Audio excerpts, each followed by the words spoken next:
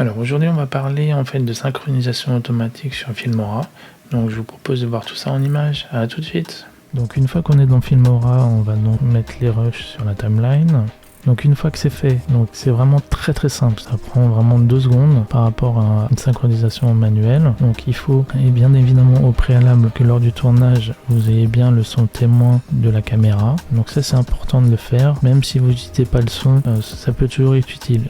Pour utiliser une ambiance sonore, enfin le son vraiment de la caméra, même si elle n'est pas très audible, parce que en général le son d'une caméra est vraiment très mauvais, c'est pour ça qu'on prend une prise de son externe. Vous avez simplement à sélectionner les 2 pistes, vous faites un clic droit et vous faites donc synchronisation automatique. Il va faire son calcul et donc il va caler l'image et le son. Donc maintenant qu'il a calé l'image et le son, on va détacher l'audio principal, c'est le son témoin. Au préalable vous mettez en sourdine pour pas que soit pollué par le son de la caméra principale, c'est-à-dire le son témoin, et on va voir s'il a bien synchronisé. Que se passe-t-il?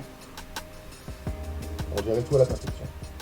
Voilà, donc en quelques clics, la synchronisation est faite, alors qu'avant il fallait plusieurs minutes avant de caler bien manuellement. En un clic, vous avez la synchronisation qui se fait. Donc vraiment dans cette dernière version, là ils ont mis à jour et on a la possibilité maintenant de faire de la synchronisation automatique. Voilà, c'était tout, c'était une brève vidéo sur les dernières nouveautés de Filmora. Voilà, donc je vous remercie d'avoir suivi cette vidéo. Si la vidéo vous a plu, n'hésitez pas à liker, à partager, à mettre un commentaire. Et puis je vous dis à très bientôt pour de nouvelles vidéos.